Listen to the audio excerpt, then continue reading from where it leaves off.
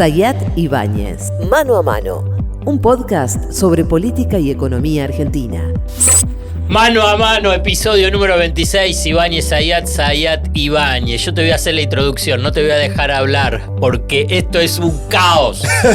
Ibáñez, esto es un caos y vos me lo vas a ordenar. Milei y el caos planificado. Es así, ¿cómo le va? Despelote, bien. Pará, antes que nada... sí, perdón. Tenemos el que todas sabe, las aplicaciones, el que sabe. YouTube, Spotify, todas las aplicaciones donde está Mano a Mano, pongan seguir, califiquen, es buenísimo, importante que se califique cada episodio, y el seguimiento especialmente tiene que ver con que cuando salen, sobre todo en estos días que están muy movidos y que por ahí se demora o se anticipan algunos episodios, rápidamente te va a notificar que salió el nuevo episodio de Mano a Mano. Estoy casi digo truco gallo. Escúchame, ¿episodio cuánto? ¿Podés ir a terapia? Hagamos terapia, resolucionar.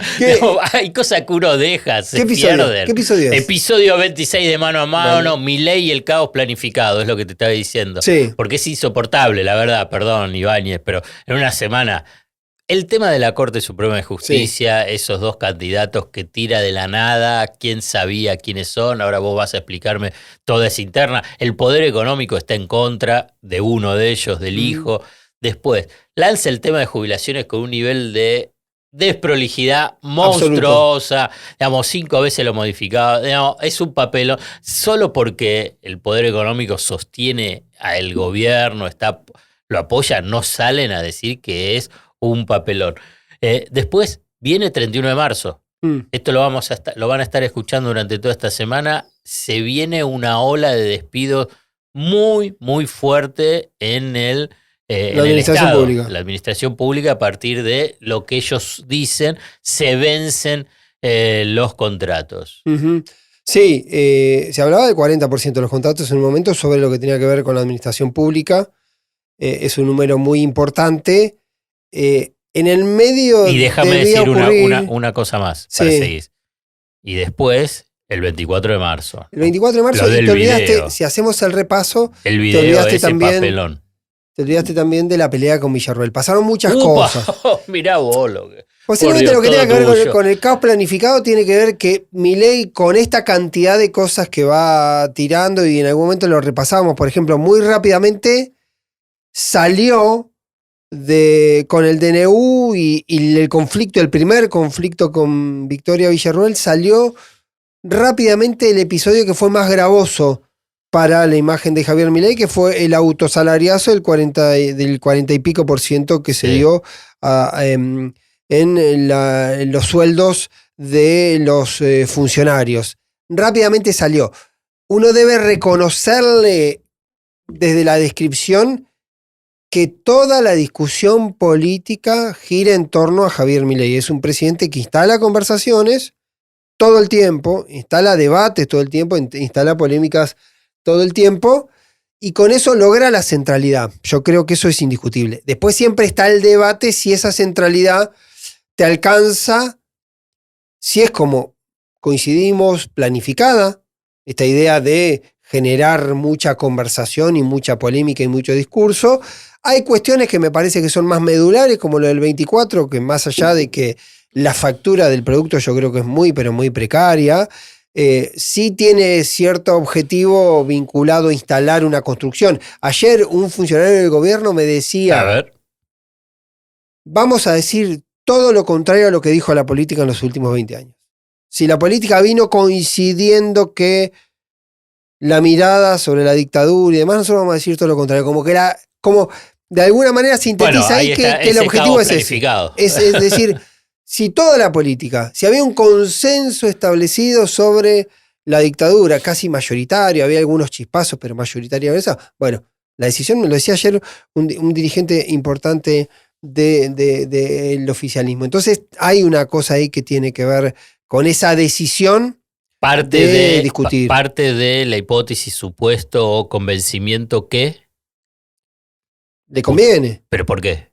Digamos a eso. No, porque primero Y ahí ¿Por qué? aparece Porque piensa que la sociedad sigue diciendo, bueno, todos los consensos de los últimos 40 años no estamos de acuerdo. Yo tengo la sensación de que ¿Cuál es la hipótesis de No, ese? yo tengo la sensación que ahí el gobierno se mete en un territorio un poco más complicado, digamos, porque es muy sólido, más allá de que haya discusiones y qué sé yo, me parece que es muy sólida la mirada sobre la aberración de la dictadura. Por lo tanto, ahí se mete en una cuestión más compleja, donde pueda sacar rédito. Pero bueno, evidentemente lo hace, lo juega. Creo también, y ¿Pero en por esto qué voy, saca vamos rédito? ¿Por qué pensás que saca rédito con eso? No, saca rédito en algunos sectores sociales que entienden Ajá. eso, porque fíjate vos que también hay una mirada que hace respecto, cuando hablan de la memoria completa, hablan de empezar el proceso de la revisión de los 70 desde el periodo democrático, digamos, del gobierno institucional y todo lo que ocurrió en ese periodo. Siempre está algo que en este caso no apareció con mucha claridad, como aparecía en su momento, lo de crímenes de lesa humanidad, porque es una discusión jurídicamente saldada en todo el mundo respecto a que lesa humanidad son los delitos cometidos con toda la fuerza del Estado en una desigualdad absoluta sobre otros actores. Y entonces tuvo esa entrada que yo creo que de fondo el único argumento es discutir el número de los 30.000 para sostener la tesis de que hubo que hubo una intencionalidad económica en ese número, ¿sí? De decir, la famosa tesis de el curro de los derechos humanos. Me parece que la cuestión de fondo es exclusivamente esa, y ahí va la mirada de los números. Y como históricamente, mejor dicho, y como sistemáticamente Milei objeta todo el tiempo al Estado, es una forma también de objetar al Estado en ese proceso. Lo que no objeta Milei es la acción del Estado justamente durante la dictadura. Porque si habría una acción del Estado para objetar, sería, más allá de las fragilidades, incapacidad para resolver muchos problemas, lo que hizo el poder del Estado durante la dictadura. Voy a hacer una hipótesis a partir, por eso yo te preguntaba, digamos, cuál es la lógica.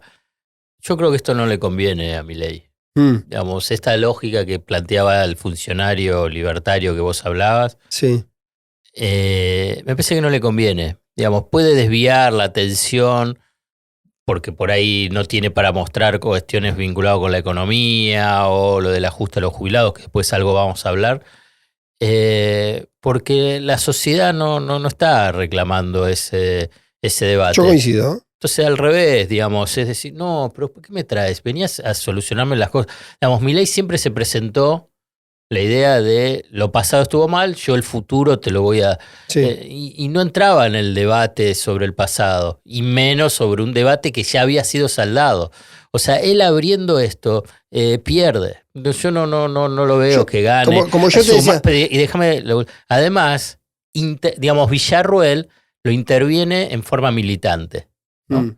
Y él lo quiere intervenir en una forma, si querés, ideológica, conceptual, con impresentables. Sí, total. Digamos, digamos, tanto, digamos, Joffre, Tata Joffre, estuvo en el menemismo, digamos, todo, digamos, quienes están en el mundo de la política saben quién es Tata Joffre. Además se presenta que simplemente como cuestión de color, escribí 15 libros, ¿no? ¿Sabes qué? Cuando escribís 15 libros no tenés que decir que escribiste 15 libros. Significa que nadie sabe lo que escribiste, qué libros fueron, tuvieron irrelevancia. Para no irnos de ese punto, lo que quiero decir que yo coincido en que con el tema del 24 se mete en un territorio difícil porque está muy consolidada esa mirada sobre lo que significó el gobierno militar. De todas maneras... Y el votante de Milei no quiere ver para atrás, quiere ver para adelante. Decime, flaco, ¿cómo vas a solucionar las cosas? Por ahí, ¿Qué es lo que vas a hacer? Sí, también es cierto, Alfred, que cuando en el balotaje se habló del riesgo democrático, ¿sí? Como que Milei podía poner en riesgo la cuestión democrática, no tuvo en el universo del votante, no tuvo impacto porque terminó no sacando había riesgo democrático. Bueno, así, pero digo, fue parte de los juegos políticos. Si el tipo se está presentado en las elecciones, ¿cuál es el riesgo democrático? Bueno, la oposición. Es que ahí, yendo para atrás, ¿cuál era el argumento en ese momento del oficialismo? Pero es el mismo planteo, que ¿cómo te podés hacer? Pero por eso mismo. Fue un error. No. Yo lo que quiero decir es que justamente cuando se expone durante la campaña del balotaje Unión por la Patria la idea del riesgo democrático, ¿sí? Evidentemente no tuvo. Pero ¿por qué va a tener anclaje? Bueno, si le tenés que dar, digamos, entonces, el grueso de la población lo que quiere es que tenga estabilidad, empleo y perspectiva de futuro. Sí. Los jóvenes es darle un horizonte de, por lo menos decir, puedo alquilar, después ver si puedo tener una vivienda. Digamos, es un poco lo que planteaba Milei en términos amplios, que no se entendía nada porque hablaba de la escuela austríaca, etcétera, etcétera. Pero no importa. Ahí estaba depositada esa esperanza. Sí. Y hoy lo mismo.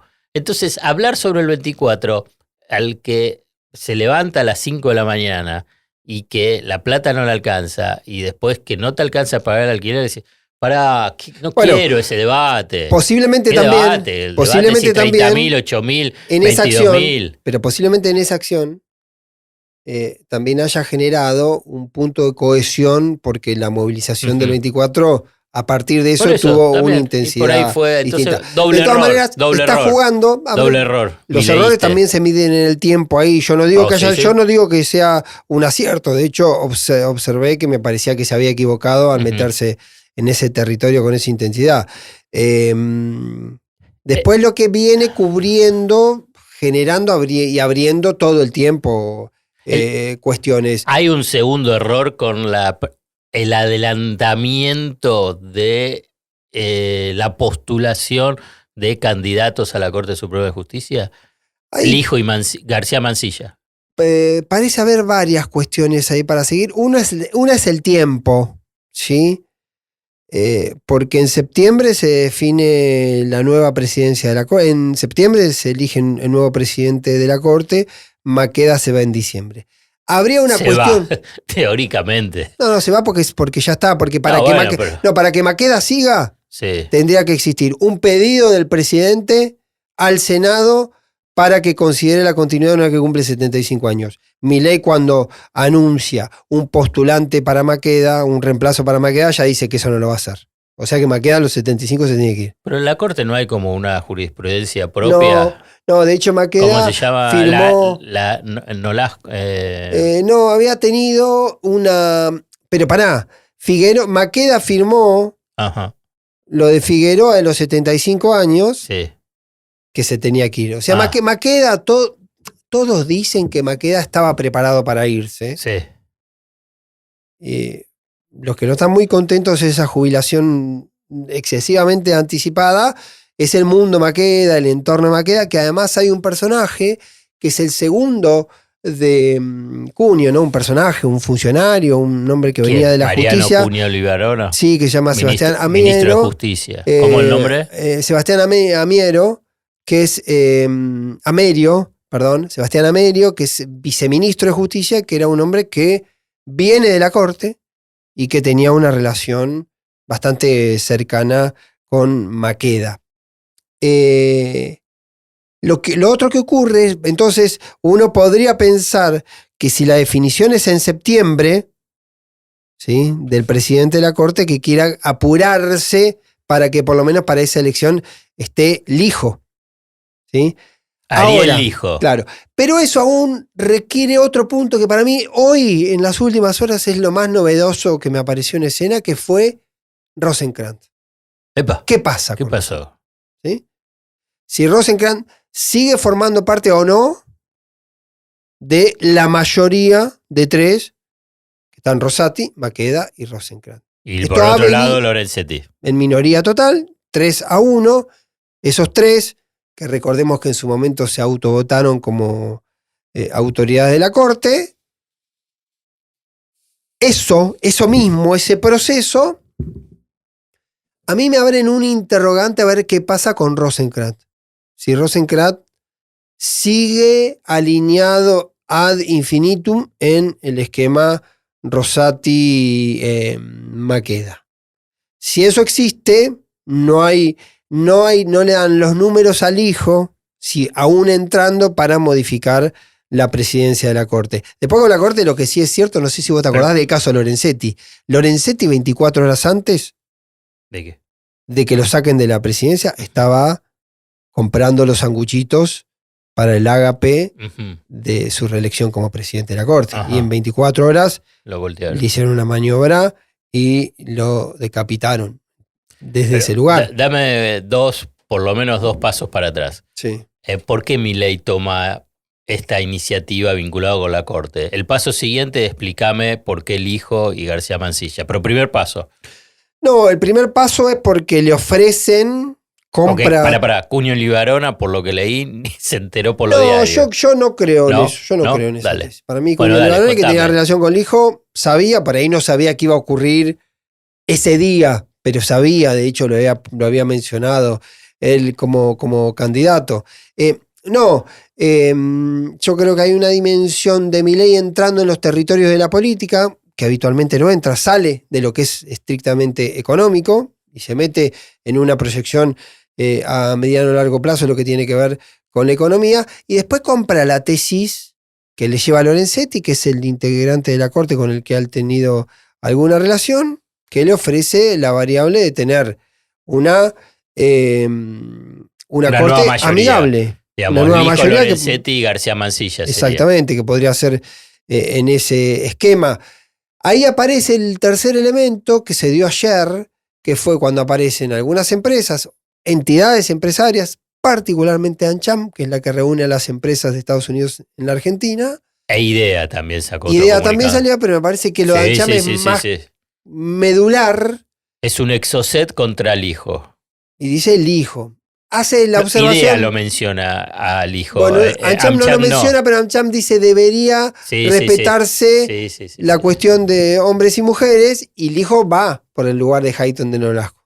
Por lo tanto, indirectamente tiene que ver con esa figura. Ahí ya hay una cuestión más particular, porque AmCham es una expresión habitualmente, por lo menos, de un pensamiento que anda dando vueltas en la cabeza de la embajada de Estados Unidos en Argentina, y aunque siempre hablamos y se habla de que el gobierno de Estados Unidos o el Estado de Estados Unidos no es uniforme con las miradas, ¿sí?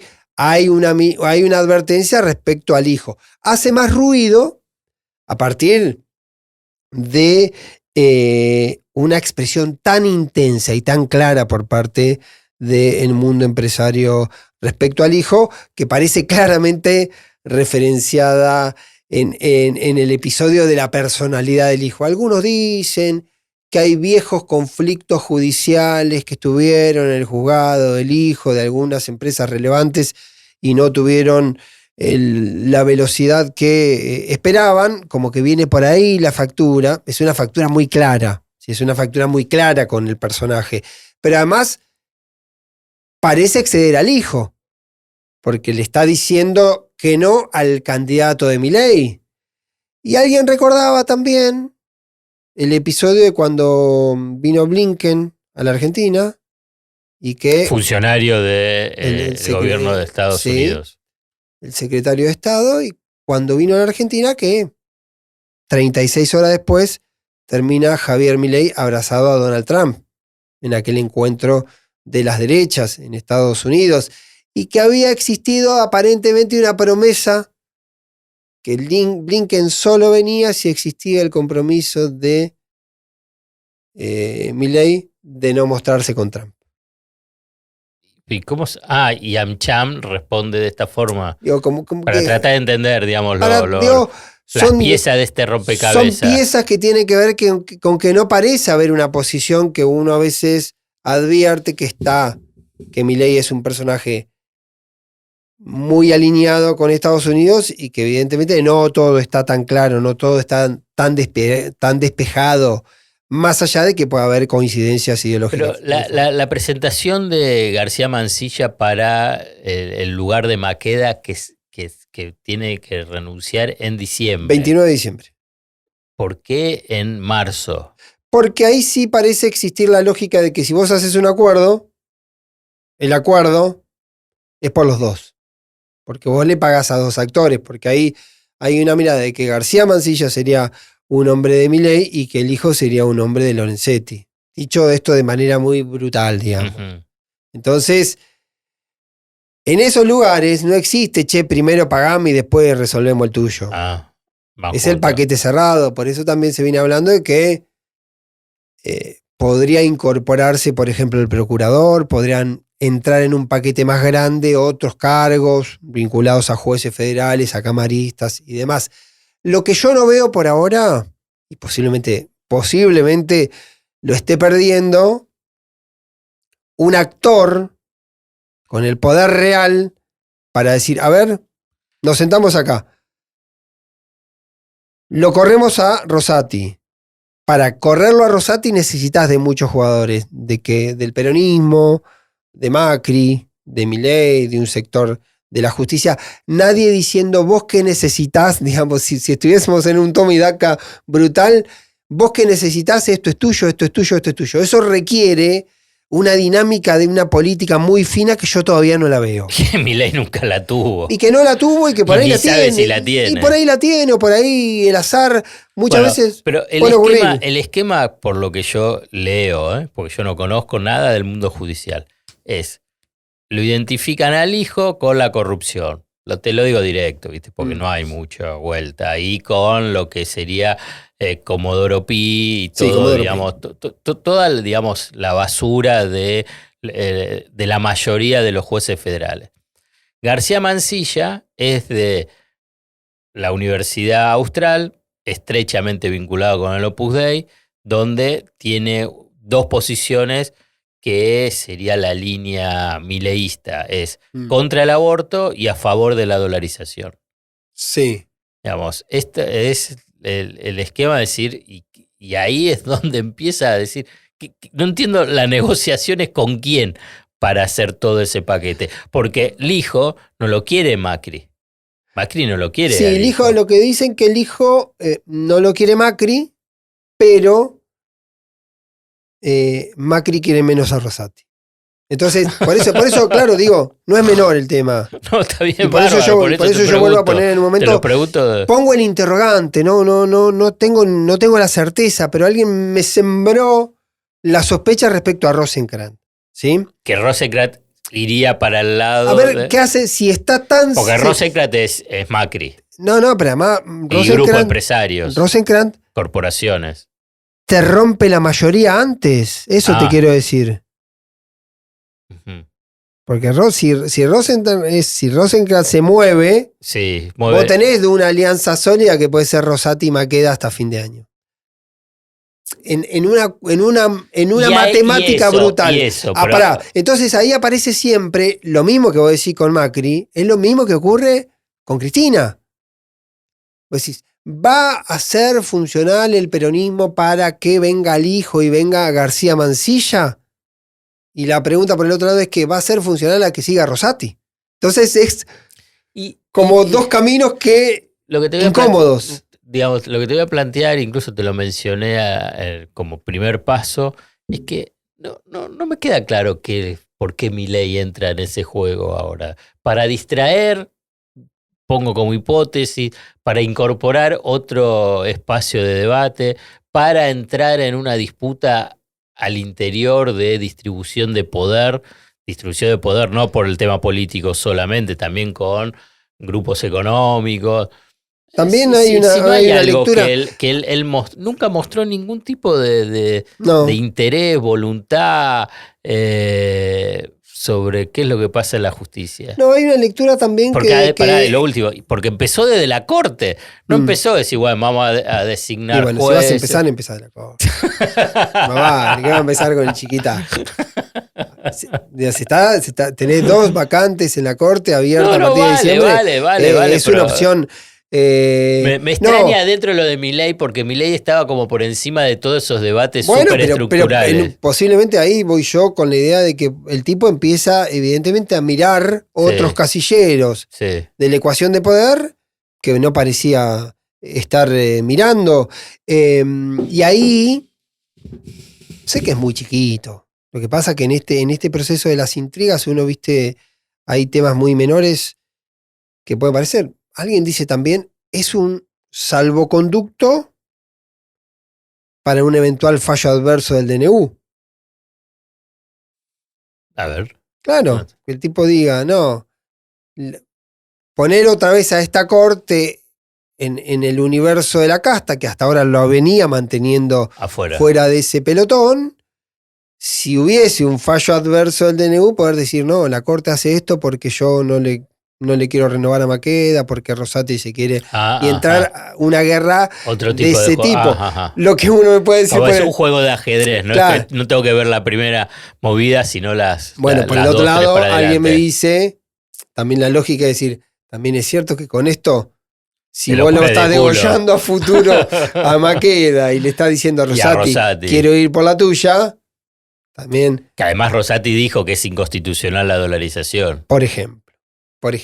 Y lo de García Masilla me parece que tiene un poco más que ver con la configuración mental del mundo que ve Milei, en este sentido de pensar en alguien muy conservador, muy libre mercado, con un concepto que tiene que ver con eso. Es lo que hizo Trump. Y mirado ahí. A mí me da puedo equivocarme, como que hay un sesgo a imitar, ni te digo repetir, imitar estrategias trampistas, ¿no?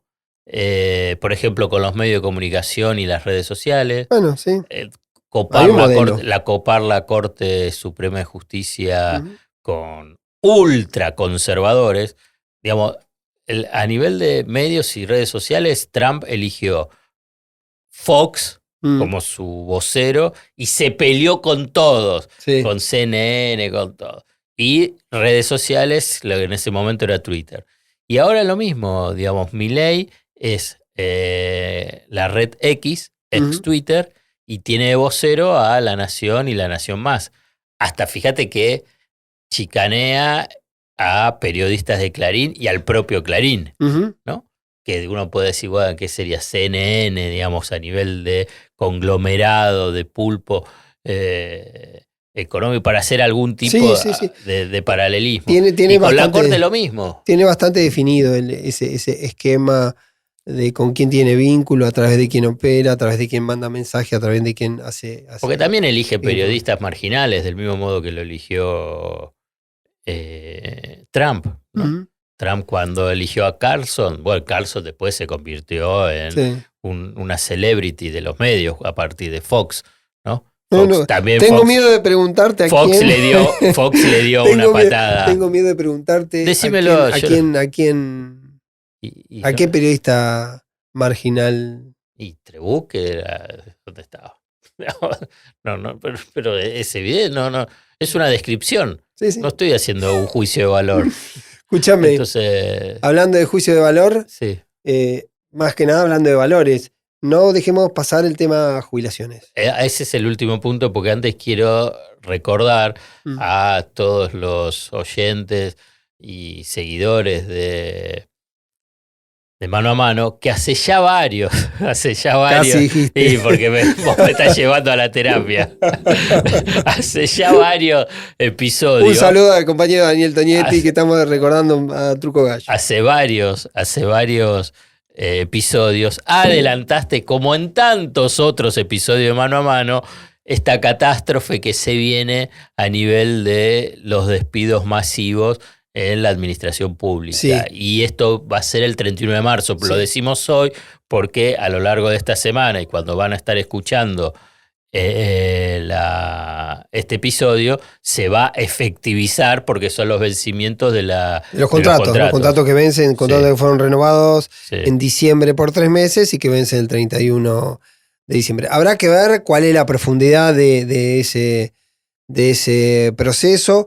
Estaba en ese trámite el que en una reunión hace 5 semanas se lo dijo a distintos dirigentes sindicales y lo venía diciendo en mesas con reuniones con funcionarios, era Armando Guibert, el que se fue, el que era la mano derecha de Nicolás Pos en la jefatura de gabinete, que era el que había hecho todo el trámite de la paritaria y que había derivado en este autosalariazo de Milei. Bueno, él venía trabajando con esa variable y venía trabajando con ese procedimiento, que era pedirle a todos los organismos públicos, las distintas dependencias, ministerios, secretarías y demás, que den una lista con lo que querían o necesitaban para funcionar.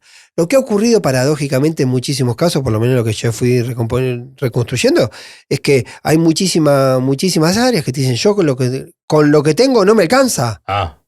Que necesito más. Digamos, no me venga, no me pida que baje 30% de los contratos si lo que tengo no me alcanza. Es una discusión que habrá que ver cómo la resuelve finalmente. Lo que ha ocurrido, y es algo que charlamos, creo que en diciembre, fue que la misma fusión de los ministerios fue dejando gente en suspenso.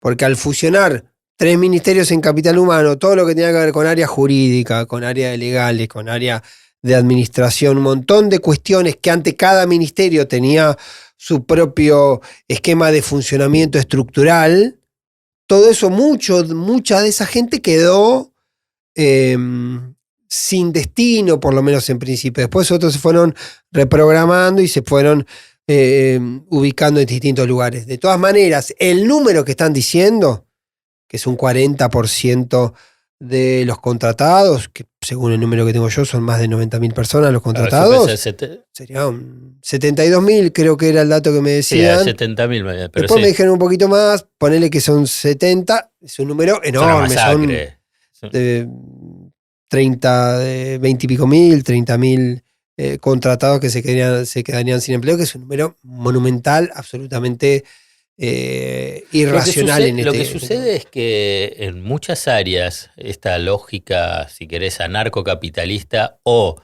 de desgobierno o de ignorancia de la gestión, tenés esos 3 capítulos, elegilo. Los libertarios que elijan anarcocapitalismo, lo que nos están escuchando, ustedes son anarcocapitalistas. Sí. Otros podemos pensar que es un desgobierno. O es una táctica. Claro, no, bueno, pero lo que pasa o es un caos planificado. Claro, pero necesita gestión. Está bien. Hay una cuestión de que si vos, la verdad, el Estado tiene que funcionar. El Estado tiene que funcionar. Por ejemplo, vos tenés, Alfredo, vos tenés la epidemia de dengue. Sí. El Estado tiene que funcionar si vos querés que funcione el Estado. Uh-huh. Esa es la cuestión básica. Uh-huh.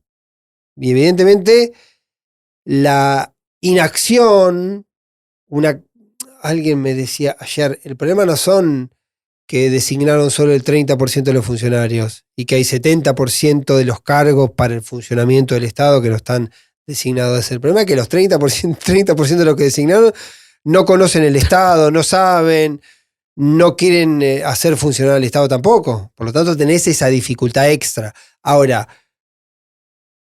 es insólito pensar que la decisión de que el Estado no funcione, que es la forma de que no haya partida, de que no se gasten los recursos, de que no se operen las acciones que tienen que ver con la prestación del Estado, porque de alguna manera es un ahorro en la práctica. Si así viene funcionando, si cayó el 87% los inversión de capital y 33%, esa es la obra pública. Y 33% los gastos primarios, evidentemente hay una decisión de ese orden, no es una casualidad. Por eso, más allá de la impericia o la incapacidad o el desconocimiento, también indudablemente detrás de eso alguien está viendo un beneficio. Uh-huh. Y saltamos el último capítulo, que es el tema de jubilaciones. Sí, dale. Porque ahí está el tema del equilibrio fiscal, por eso está el tema de achicar el Estado, de hacer que no funcione el Estado, despedir. El grueso del ajuste, digamos, el 50%, te voy a hacer números redondos, es 43. Sí, 44 me decía. Bueno, pero el 50% del ajuste es sobre los y las jubiladas. Es impactante. Digamos, pocas veces se vio este nivel de insensibilidad y crueldad sobre un sector muy vulnerable, que es el sector pasivo, los trabajadores que entraron en fuera ya del mercado laboral activo. Sí. ¿No? Entonces, es impactante. Vos fijate a qué nivel y perdone mi historia, que voy a decir que el Fondo Monetario Internacional coincide con que, pará, vos tenés que hacer esto sustentable. No, tenés que mantener el nivel de ingreso, al menos en términos reales. No es que lo aumentes, pero que tenés que mantenerlo, el de los jubilados. Lo mismo que lo de a los trabajadores está diciendo. Claro. Pero no lo dice porque son de izquierda. No es porque son sindicalistas. ¿Y por qué lo dicen? Porque quieren que el plan de transformación funcione. Claro, que de ajuste funcione. Porque dice, si no, no va a funcionar. ¿Cómo pensás que puede funcionar si a los saberes previsionales vos tienes una pérdida del 50 o 60% en términos reales? Imposible. Porque vas a hacer la guerra del cerdo, para llamar a la Torre Nilsson. Digamos, el tema de que no haya, entre comillas, y efectivamente, más viejos y viejas. No funciona así. Entonces dice, bueno, vos lo tenés que hacer en forma paulatina. Esto es, y no es gradualista. No hay que equivocarse. Paulatina significa que vos tenés que ir avanzando secuencialmente en un plan. ¿Qué es lo que plantea el fondo? Yo no te digo si estoy de acuerdo o no desacuerdo. Yo te lo describe. ¿Y cómo sería, digamos? ¿Qué es lo que dice el fondo en ese sentido, en lo secuencial? Bueno, pero porque tenés que ordenarlo. Tenés que ordenar el gasto público, entonces tenés que ver qué es lo que podés bajar, cómo conseguir incrementar los recursos. Porque no es solamente el gasto. ¿Cómo es el equilibrio fiscal? Una cuestión básica para poder entenderlo. Es ingresos y gastos. Si vos pensás solamente tengo que bajar los gastos, vos lo que haces es que con esto llevás y hundís la economía. Y entonces los ingresos se te derrumban. Entonces no llegás. Entonces se hace insustentable. Entonces dice, bueno, ajustá el gasto, pero vos preservá los ingresos. Preservar los ingresos es con actividad económica. Eso es secuencial. A partir de la actividad económica, incluso si vos tenés que subir impuestos, fíjate qué tipo de impuestos subís. Por ejemplo, en un primer momento, el Fondo Monetario Internacional, vos cuando haces una mega devaluación, dice que tenés que subir retenciones. No te lo dicen abiertamente, pero que tenés que subir retención. O incluso mejorar el tema de los impuestos a niveles medios altos, digamos, para que cobren los impuestos. Eso sería el impuesto a las ganancias, pero no un impuesto a la ganancia que empiecen a pagar lo que cobran 800.000 pesos. Claro. ¿Me entendés? Bueno, esto es lo que te hace que sea sustentable, hasta el nivel que Domingo Felipe Cavallo, que no es amigo mío y no me trata muy bien, y yo tampoco cuando escribo sobre él, digamos, coincidimos, porque yo lo escuché en el reportaje de este domingo pasado en TN, donde dice, tenés que aumentar los salarios y las jubilaciones y ocuparte de la economía real. Son muy buenos en la economía financiera, y ahí manda un elogio a Caputo, pero hay que tener economistas para ocuparse de la economía real. Está diciendo no saben nada de macroeconomía. Sí. Entonces, por eso está Joaquín Cotani, que yo lo recomendé. Sí. Y entonces, entonces se tiene que ocupar. Porque la derecha, para traducirlo, lo que está preocupada es que sea sustentable este plan económico de reconfiguración de la matriz política, social y económica, que ese es el gran objetivo. Bueno, todo esto para tratar de entender que lo que avanza sobre el tema de la jubilación está en un nivel intermedio. No es la brutalidad inicial de Milei, que fueron hasta ahora, decir, bueno, hay inflación, no voy a ajustar nada, etcétera. Y también voy a tratar de, en el empalme, comerme la inflación de enero, que esa es la clave. Sí. En todo es la inflación de enero, y por eso plantea la inflación a futura a partir de julio, y la de decir, bueno, mantengo la fórmula anterior, que la fórmula anterior, si vos la dejás correr... Sería beneficiosa. Claro, con caída de la inflación, ese es en el supuesto, siempre planteando hipótesis, y mejora de la actividad económica, entonces vos ahí vas a tener una mejora. Claro, porque... ¿Vos te acordás? No te vas a acordar, y yo te voy a traer esta memoria, como yo me acuerdo, todos tus adelantos, todos tus adelantos en Mano a Mano. En su momento, en diciembre, Sí. cuando salió el tema de las jubilaciones, yo decía, no, ellos tienen que mantener la fórmula, Claro. La fórmula anterior, esta fórmula que está en vigencia. Era negocio. Claro, porque mientras que vos tenés aumentos de la inflación, siempre tiene un rezago de 6 meses. Claro. 6 meses. Claro. Entonces, en ese momento, cuando lo planteaban, ¿te acordás? Cuando fue lo de la ley de bases, en ese momento decía, ¿y por qué entra en esa discusión? Uh-huh. Porque se estaban adelantando.